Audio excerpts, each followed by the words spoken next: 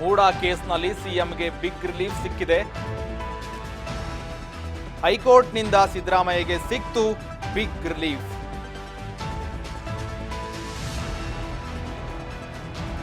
ಮೂಡಾ ಪ್ರಕರಣದಲ್ಲಿ big relief ಸಿಕ್ಕಿದೆ. ಮೈಸೂರು ನಗರಾಭಿವೃದ್ಧಿ ಪ್ರಾಧಿಕಾರದಲ್ಲಿ ನಡೆದಿದ್ದ ಹಗರಣಕ್ಕೆ ಸಂಬಂಧಪಟ್ಟಂತೆ 14 ನಿವೇಶನಗಳಿಗೆ ಸಂಬಂಧಪಟ್ಟಂತೆ ಈಗ ಹೈಕೋರ್ಟ್ನಲ್ಲಿ ವಾದ ವಿವಾದಗಳನ್ನು ಆಲಿಸಿದ ಕೋರ್ಟ್ ಈಗ ಸ್ನೇಹಮಯಿ ಕೃಷ್ಣ ಅವರು ಸಲ್ಲಿಸಿದ ಅರ್ಜಿಯನ್ನ ವಜಾಗೊಳಿಸಿದೆ. ಸ್ನೇಹಮಯಿ ಕೃಷ್ಣ ಅವರು ಸಿಬಿಐಗೆ ಕೊಡಬೇಕಂತ ಅರ್ಜಿ ಸಲ್ಲಿಸಿದ್ರು. ಈಗ ಲೋಕಾಯುಕ್ತರೇ ಅದನ್ನ ತನಿಖೆ ನಡೆಸಲಿ ಅಂತ ಆ ಅರ್ಜಿಯನ್ನ ವಜಾಗೊಳಿಸಿದ್ದಾರೆ. ಸ್ನೇಹಮಯಿ ಕೃಷ್ಣ ಅರ್ಜಿ ಸಲ್ಲಿಸಿದ್ದ ಅರ್ಜಿ ಈಗ ನ್ಯಾಯಾಲಯ ವಜಾಗೊಳಿಸಿದೆ. ಲೋಕಾಯುಕ್ತ ಪೊಲೀಸರ ತನಿಖೆ ಸಮರ್ಪಕ ಎನ್ನಲಾಗ್ತಾ ಇದೆ. ಈ ಕಾರಣಗಳಿಂದ ಲೋಕಾಯುಕ್ತ ತನಿಖೆ ತಾರತಮ್ಯ ಪೂರಕ ಎಂಬುದಕ್ಕೆ ಆಧಾರಗಳಿಲ್ಲ ಅಂತ ಲೋಕಾಯುಕ್ತ ಸ್ವತಂತ್ರ ತನಿಖಾ ಸಂಸ್ಥೆಯಾಗಿದೆ ಎಂದು ನ್ಯಾಯಮೂರ್ತಿ ಎಂ ನಾಗಪ್ರಸನ್ನ ಅವರಿದ್ದ ಪೀಠ ಈ ಆದೇಶವನ್ನು ಹೊರಹಾಕಿದೆ. ಸಿಬಿಐಗೆ ನೀಡಲು ನಿರಾಕರಿಸಿ ಆದೇಶ ಹೊರಡಿಸಲಾಗಿದೆ. ಈ ಮೂಲಕ ಮುಖ್ಯಮಂತ್ರಿ ಸಿದ್ದರಾಮಯ್ಯಗೆ ಬಿಗ್ ರಿಲೀಫ್ ಸಿಕ್ಕಿದೆ. ಹೈಕೋರ್ಟ್ನಿಂದ ಸಿದ್ದರಾಮಯ್ಯಗೆ ಸಿಕ್ತು ಬಿಗ್ ರಿಲೀಫ್. ಇನ್ನು ತೀರ್ಪು ಪ್ರಕಟವಾಗ್ತಾ ಇದ್ದಂತೆ ಸಿಎಂ ಸಿದ್ದರಾಮಯ್ಯನವರು ಸ್ನೇಹಮಯಿ ಕೃಷ್ಣ ಕಾನೂನು ಹೋರಾಟ ಮುಂದುವರಿಸುತ್ತೇನೆ, ಹೈಕೋರ್ಟ್ ಆದೇಶ ಪ್ರಶ್ನಿಸಿ ಸುಪ್ರೀಂ ಕೋರ್ಟ್ಗೆ ಮೇಲ್ಮನವಿ ಸಲ್ಲಿಸುತ್ತೇನೆ ಅಂತ ಸ್ನೇಹಮಯಿ ಕೃಷ್ಣ. ಹೈಕೋರ್ಟ್ ಆದೇಶ ಪ್ರತಿ ಸಿಕ್ಕಿದ ಕೂಡಲೇ ಸುಪ್ರೀಂಗೆ ಮೇಲ್ಮನವಿ ಸಲ್ಲಿಸುತ್ತೇವೆ, ಲೋಕಾಯುಕ್ತ ತನಿಖೆ ಬಗ್ಗೆ ನಮಗೆ ನಂಬಿಕೆ ಇಲ್ಲ ಅಂತ ಸ್ನೇಹಮಯಿ ಕೃಷ್ಣ ಕೂಡ ಹೇಳಿದ್ದಾರೆ. ಇದರ ಬಗ್ಗೆ ಸ್ನೇಹಮಯಿ ಕೃಷ್ಣ ಕೂಡ ಪ್ರತಿಕ್ರಿಯೆ ಕೊಟ್ಟಿದ್ದಾರೆ. ಸಿಎಂ ಸಿದ್ದರಾಮಯ್ಯಗೆ ಒಂದು ಕಡೆ ರಿಲೀಫ್ ಆದ್ರೆ ಇನ್ನೊಂದು ಕಡೆ ಸ್ನೇಹಮಯಿ ಕೃಷ್ಣ ಸುಪ್ರೀಂ ಕೋರ್ಟ್ಗೆ ನಾನು ಹೋಗ್ತೀನಿ ಅಂತ ಈಗ ಮತ್ತೆ ಟಕ್ಕರ್ ಕೊಡ್ತಾ ಇದ್ದಾರೆ. ಮೂಡಾ ಕೇಸ್ಗೆ ಸಂಬಂಧಪಟ್ಟಂತೆ ಸಲ್ಲಿಸಿದ್ದ ಅರ್ಜಿಯನ್ನ ಈಗ ಧಾರವಾಡದ ಹೈಕೋರ್ಟ್ ಪೀಠ ವಜಾಗೊಳಿಸಿದೆ. ಲೋಕಾಯುಕ್ತರು ತನಿಖೆ ನಡೆಸಿದ್ರು. ಆ ವರದಿಯನ್ನ ಈಗ ಹೈಕೋರ್ಟ್ಗೆ ಸಲ್ಲಿಸಿದ್ದ ವರದಿಯನ್ನ ಈಗ ವಾದ ವಿವಾದಗಳನ್ನು ಆಲಿಸಿದ ಕೋರ್ಟ್ ನಾಗಪ್ರಸನ್ನ ಅವರ ಇದ್ದ ಪೀಠ ಈಗ ಮೂಡಾ ಕೇಸ್ಗೆ ಸಂಬಂಧಪಟ್ಟಂತೆ ಸಿದ್ದರಾಮಯ್ಯನವರಿಗೆ ಬಿಗ್ ರಿಲೀಫ್ ಸಿಕ್ಕಿದೆ. ಹೈಕೋರ್ಟ್ನಲ್ಲಿ ಸಿಎಂ ಸಿದ್ದರಾಮಯ್ಯಗೆ ಇವತ್ತು ಬಿಗ್ ರಿಲೀಫ್ ಸಿಕ್ಕಿರುವಂಥದ್ದು. ಈ ಪ್ರಕರಣಕ್ಕೆ ಸಿಬಿಐಗೆ ವಹಿಸಲು ಹೈಕೋರ್ಟ್ಗೆ ನಕಾರ ಎತ್ತಿದ್ದ ಸ್ನೇಹಮಯಿ ಕೃಷ್ಣ ಅರ್ಜಿ ವಜಾಗೊಳಿಸಿದೆ ಇವತ್ತು ಹೈಕೋರ್ಟ್. ಲೋಕಾಯುಕ್ತ ಪೊಲೀಸರು ಸ್ವತಂತ್ರ ತನಿಖಾ ಸಂಸ್ಥೆ ಎಂದು ಆದೇಶ ಹೊರಬಿದ್ದಿದೆ. ಸಿಬಿಐ ತನಿಖೆಯಿಂದ ಸಿಎಂ ಸಿದ್ದರಾಮಯ್ಯ ಪಾರಾಗಿದ್ದಾರೆ. ಈ ಹಿನ್ನೆಲೆಯಲ್ಲಿ ಸಿಬಿಐ ತನಿಖೆ ನಡೆಸಬೇಕಾಗಿತ್ತು. ಒಂದು ವೇಳೆ ಈ ಅರ್ಜಿಗೆ ತೀರ್ಪು ಬಂದಿದ್ರೆ ಸ್ನೇಹಮಯಿ ಕೃಷ್ಣ ಅವರು ಕೂಡ ಈಗ ಸುಪ್ರೀಂ ಕೋರ್ಟ್ಗೆ ನಾನು ಹೋಗ್ತೀನಿ ಅಂತ ಟಕ್ಕರ್ ಕೊಡ್ತಾ ಇದ್ದಾರೆ. ಒಂದು ಕಡೆ ಸಿಎಂ ಸಿದ್ದರಾಮಯ್ಯನವರಿಗೆ. ಸಿಎಂ ಸಿದ್ದರಾಮಯ್ಯಗಂತೂ ಒಂದಾದ್ಮೇಲೆ ಒಂದು ಸವಾಲುಗಳು ಎದುರಾಗ್ತಾನೆ ಇದೆ. ಸ್ನೇಹಮಯಿ ಕೃಷ್ಣ ಅಂತೂ ನಾನು ಒಂದು ಕಡೆ ಸಿದ್ದರಾಮಯ್ಯನವರ ಹಗರಣನ ಬಯಲು ಮಾಡೋವರೆಗೂ ನಾನು ಸುಮ್ಮನೆ ಇರೋದಿಲ್ಲ ಅಂತಾನೆ ಸ್ನೇಹಮಯಿ ಕೃಷ್ಣ ಕೂಡ ಮುಂದೆ ಹೋಗ್ತಾನೆ ಇದ್ದಾರೆ. ಈಗ ಲೋಕಾಯುಕ್ತ ತನಿಖೆಯಲ್ಲಿ ಸಿಎಂ ಪ್ರಭಾವ ಬೀರ್ತಾ ಇದ್ದಾರೆ ಅಂತ ಕೂಡ ಹೇಳಿದ್ರು. ಈಗ ತೀರ್ಪು ಕೂಡ ಅದೇ ರೀತಿ ಬಂದಿದೆ. ಕೋರ್ಟಿಂದ ಲೋಕಾಯುಕ್ತರೇ ಸ್ವತಂತ್ರ ಸಂಸ್ಥೆ ಆಗಿರೋದ್ರಿಂದ ಇವರ ತನಿಖೆಯಲ್ಲಿ ಯಾವುದೇ ಆಧಾರವಿಲ್ಲ, ಇವರ ತನಿಖೆಯಲ್ಲಿ ಸ್ವತಂತ್ರವಾಗಿದೆ ಅಂತ ಈಗ ಕೋರ್ಟ್ ತೀರ್ಪು ಕೊಟ್ಟಿದೆ. ಈಗ ಸುಪ್ರೀಂ ಕೋರ್ಟ್ಗೆ ನಾನು ಹೋಗ್ತೀನಿ ಅಂತ ಸ್ನೇಹಮಯಿ ಕೃಷ್ಣ ಕೂಡ ಹೇಳ್ತಾ ಇದ್ದಾರೆ. ನೋಡ್ಬೇಕು ಯಾವ ರೀತಿ ರಾಜಕೀಯ ತಿರುವು ಪಡೆದುಕೊಳ್ಳುತ್ತೆ ಅಂತ. ಇದು ಒಂದ್ ಕಡೆ ಸಿಎಂ ಸಿದ್ದರಾಮಯ್ಯನವರಿಗೆ ಬಿಗ್ ರಿಲೀಫ್, ಕಡೆ ಸ್ನೇಹಮಯಿ ಕೃಷ್ಣ ಕೂಡ ಸುಪ್ರೀಂ ಕೋರ್ಟ್ಗೆ ಹೋಗ್ತೀನಿ ಅಂತ ಹೇಳ್ತಾ ಇದ್ದಾರೆ. ಖುಷಿಯಲ್ಲಿದ್ದ ಸಿದ್ದರಾಮಯ್ಯಗೆ ಈಗ ಮತ್ತೆ ಒಂದು ರೀತಿ ತಳಮಳನೆ ಅಂತ ಅನ್ಕೋಬಹುದು. ಇದನ್ನ ಧಾರವಾಡದ ಹೈಕೋರ್ಟ್ ಪೀಠ ಎಂ ನಾಗಪ್ರಸನ್ನ ಅವರಿದ್ದ ಪೀಠ ಇವತ್ತು ಆದೇಶವನ್ನ ಹೊರಹಾಕಿದೆ.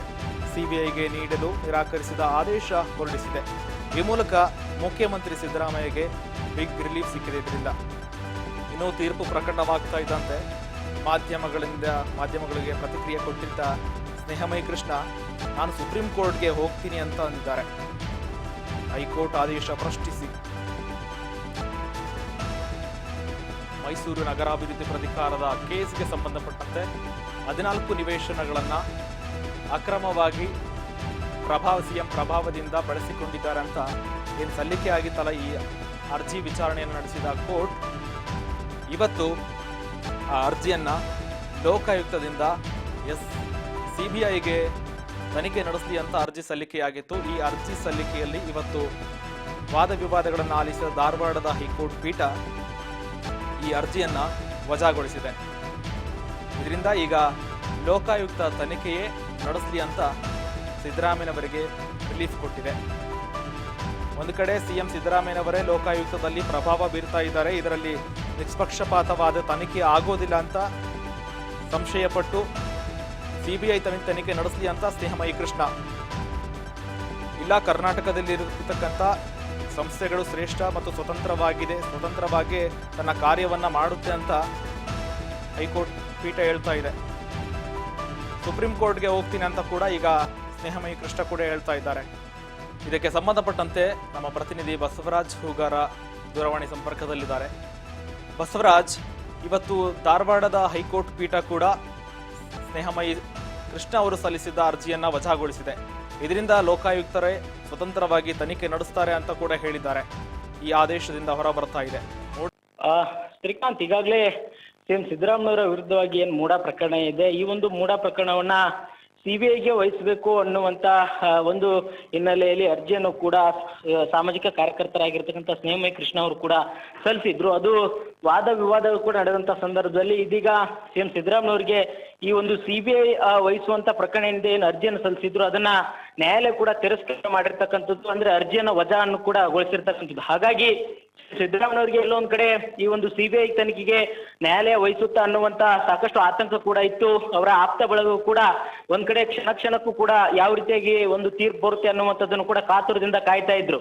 ಹಾಗಾಗಿ ಒಂದ್ ಕಡೆ ಅವರ ಪರವಾಗಿ ವಕೀಲರಾಗಿರ್ತಕ್ಕಂಥ ಸಿಂಘ್ವಿ ಅವರು ಕೂಡ ಸಾಕಷ್ಟು ವಾದವನ್ನ ಮಂಡನೆ ಮಾಡಿದ್ರು. ಈ ಒಂದು ಪ್ರಕರಣವನ್ನ ಸಿಬಿಐ ಕೊಡುವಂಥದ್ದು ಸರಿಯಲ್ಲ ಅನ್ನುವಂಥದ್ದು, ಮತ್ತೆ ಈಗಾಗಲೇ ಲೋಕಾಯುಕ್ತರು ತನಿಖೆ ನಡೆಸ್ತಾ ಇದ್ದಾರೆ, ಅದರ ಅಡಿಯಲ್ಲಿ ತನಿಖೆ ಆಗ್ಲಿ ಅನ್ನುವಂತ ಮಾತನ್ನು ಕೂಡ ಹೇಳ್ತಾ ಇದ್ರು. ಈ ಒಂದು ನಿಟ್ಟಿನಲ್ಲಿ ಇವತ್ತು ಒಂದು ಧಾರವಾಡದ ಹೈಕೋರ್ಟ್ ಪೀಠ ಏನಿದೆ ಮಹತ್ವವಾಗಿ ತೀರ್ಪು ಕೊಟ್ಟಿರ್ತಕ್ಕಂಥದ್ದು ಸಿಎಂ ಸಿದ್ದರಾಮಯ್ಯವರಿಗೆ ಒಂದು ಬಿಗ್ ರಿಲೀಫ್ ಅಂತಾನು ಕೂಡ ಹೇಳ್ಬೋದು. ಶ್ರೀಕಾಂತ್, ಒಂದ್ ಕಡೆ ಇದೀಗ ಹೈಕೋರ್ಟ್ ಒಂದು ತೀರ್ಪನ್ನು ಕೂಡ ಕೊಟ್ಟಿರ್ತಕ್ಕಂಥದ್ದು, ಸ್ನೇಹಮಯಿ ಕೃಷ್ಣ ಅವರ ಅರ್ಜಿಯನ್ನು ಕೂಡ ವಜಾಗೊಳಿಸಿರ್ತಕ್ಕಂಥದ್ದು, ಸಿಬಿಐ ಕೊಡುವಂತದ್ದ ಒಂದು ನಿರಾಕರಣೆ ಮಾಡಿರ್ತಕ್ಕಂಥ. ಆದ್ರೆ ಇದೀಗ ಒಂದು ದೂರನ್ನ ಸಲ್ಲಿಸಿರ್ತಕ್ಕಂಥ ಸ್ನೇಹಮಯಿ ಕೃಷ್ಣ ಅವರು ನಾನು ಸುಪ್ರೀಂ ಕೋರ್ಟ್ಗೆ ಹೋಗಿ ಇದನ್ನ ಮೇಲ್ಮನವಿ ಸಲ್ಲಿಸ್ತೇನೆ ಅನ್ನುವಂತ ಮಾತನ್ನು ಕೂಡ ಹೇಳಿರ್ತಕ್ಕಂಥದ್ದು. ಅಲ್ಲಿ ಕೂಡ ಸುಪ್ರೀಂ ಕೋರ್ಟ್ಗೆ ಹೋದಂತಹ ಸಂದರ್ಭದಲ್ಲಿ ಕೂಡ ಹೈಕೋರ್ಟ್ನ ಒಂದು ತೀರ್ಪೇನಿದೆ ಅದನ್ನು ಕೂಡ ಅಲ್ಲಿ ಪರಿಗಣನೆಗೆ ತೆಗೆದುಕೊಳ್ತಾರೆ. ಮತ್ತೆ ಅಲ್ಲಿ ಯಾವ ರೀತಿ ಇವರು ವಾದ ವಿವಾದಗಳನ್ನ ಮಾಡ್ತಾರೆ, ಮತ್ತೆ ಸಿಎಂ ಸಿದ್ದರಾಮಯ್ಯ ಪರ ವಕೀಲರು ಸಹಿತ ಅದನ್ನ ಇಲ್ಲಿ ಹೈಕೋರ್ಟ್ನ ಕೊಟ್ಟಿರ್ತಕ್ಕಂಥ ತೀರ್ಪನ್ನು ಕೂಡ ಎತ್ತಿ ತೋರುವಂತ ಸಾಧ್ಯತೆ ಇದೆ. ಅಲ್ಲಿ ಕೂಡ ವಾದದಲ್ಲಿ ಕೂಡ ಇದನ್ನ ಉಲ್ಲೇಖ ಮಾಡುವಂತದ್ದು. ಈ ಒಂದು ನಿಟ್ಟಿನಲ್ಲಿ ಒಂದ್ ಕಡೆ ಇವರ ಬಳಿ ಇರ್ತಕ್ಕಂಥ ದಾಖಲೆಗಳು ಇದನ್ನ ಸಿಬಿಐ ಕೊಡಬೇಕು ಅನ್ನುವಂಥದ್ದು ಅವಶ್ಯಕತೆ ಏನಿದೆ ಅನ್ನುವಂಥದ್ದನ್ನು ಕೂಡ ಅಲ್ಲಿ ಮತ್ತೊಮ್ಮೆ ಪ್ರಸ್ತುತಪಡಿಸಬೇಕಾಗುತ್ತೆ. ಇತ್ತ ಇವರು ಕೂಡ ಸಿಎಂ ಸಿದ್ದರಾಮಯ್ಯ ಪರ ವಕೀಲರು ಸಹಿತ ಒಂದ್ ಕಡೆ ಇದನ್ನ ಸಿಬಿಐ ಕೊಡುವಂತದ್ದು ಸರಿಯಲ್ಲ, ಈಗಾಗಲೇ ಹೈಕೋರ್ಟ್ ಕೂಡ ಇದನ್ನ ತಿರಸ್ಕಾರ ಮಾಡಿದೆ, ಅರ್ಜಿಯನ್ನು ವಜಾಗೊಳಿಸಿದೆ, ಅದರಂತೆ ನೀವು ಕೂಡ ಅರ್ಜಿಯನ್ನು ವಜಾಗೊಳಿಸಬೇಕು ಅನ್ನುವಂಥದ್ದನ್ನು ಕೂಡ ನ್ಯಾಯಾಲಯದ ಮುಂದೆ ತೆಗೆದುಕೊಂಡು ಹೋಗುವಂತ ಎಲ್ಲ ಅವಕಾಶಗಳು ಕೂಡ ಇರುವಂತದ್ದು. ಹಾಗಾಗಿ ಸ್ನೇಹಮಯಿ ಕೃಷ್ಣ ಅವರು ಕೂಡ ಈಗ ನಾನು ಕಾನೂನು ಹೋರಾಟವನ್ನು ಮುಂದುವರಿಸ್ತೇನೆ ಅನ್ನುವಂಥದ್ದು ಹೇಳಿರ್ತಕ್ಕಂಥದ್ದು. ಆದ್ರೆ ಇದೀಗ ಮೊದಲು ತೀರ್ಪು ಬರೋಕ್ಕಿಂತ ಮುಂಚಿತವಾಗಿ ಕೂಡ ನನಗೆ ಒಂದು ಸಿಬಿಐಗೆ ವಹಿಸ್ತಾರೆ ಅನ್ನುವಂತ ಭರವಸೆ ಇದೆ ಅನ್ನುವಂತ ಮಾತುಗಳನ್ನ ಆಡ್ತಾ ಇದ್ರು. ಆದ್ರೆ ನ್ಯಾಯಾಲಯ ಇದನ್ನ ಅವರ ಅರ್ಜಿಯನ್ನ ವಜಾಗೊಳಿಸಿರ್ತಕ್ಕಂಥದ್ದು. ಆದ್ರೆ ಇದೀಗ ಅವರಿಗೆ ಮುಂದಿನ ಒಂದು ಅವಕಾಶ ಇರುವಂತದ್ದು ಅದು ಸುಪ್ರೀಂ ಕೋರ್ಟ್. ಹಾಗಾಗಿ ಸುಪ್ರೀಂ ಕೋರ್ಟ್ ನಲ್ಲಿ ಕೂಡ ಅವರು ಅರ್ಜಿಯನ್ನ ಮೇಲ್ಮನವಿಯನ್ನು ಸಲ್ಲಿಸ್ತಾರೆ, ಅವರು ಕೂಡ ವಾದ ವಿವಾದಗಳನ್ನು ಕೂಡ ಆಲಿಸ್ತಾರೆ. ಇವರ ಬಳಿ ಇರ್ತಕ್ಕಂಥ ಪುರಾವೆಗಳು, ಅವರ ಬಳಿ ಇರ್ತಕ್ಕಂಥ ಪುರಾವೆಗಳನ್ನು ಕೂಡ ಪರಿಶೀಲನೆ ನಡೆಸಿ ಅವರು ಕೂಡ ಒಂದು ತೀರ್ಪನ್ನ ಕೊಡುವಂತ ಸಾಧ್ಯತೆ. ಅಲ್ಲಿ ಸ್ನೇಹಮಯಿ ಕೃಷ್ಣ ಅವ್ರ ಗೆಲುವು ಸಿಗುತ್ತಾ, ಸಿಎಂ ಸಿದ್ದರಾಮಯ್ಯ ಅವರಿಗೆ ಮತ್ತೆ ಸಿಬಿಐ ಕಂಟಕ ಎದುರಾಗುತ್ತಾ ಅನ್ನುವಂಥದ್ದು ಕಾದಷ್ಟೇ ನೋಡಬೇಕಾಗಿದೆ. ಶ್ರೀಕಾಂತ್, ಥ್ಯಾಂಕ್ ಯು ಬಸವರಾಜ್ ನಿಮ್ಮೆಲ್ಲ ಮಾಹಿತಿಗಾಗಿ.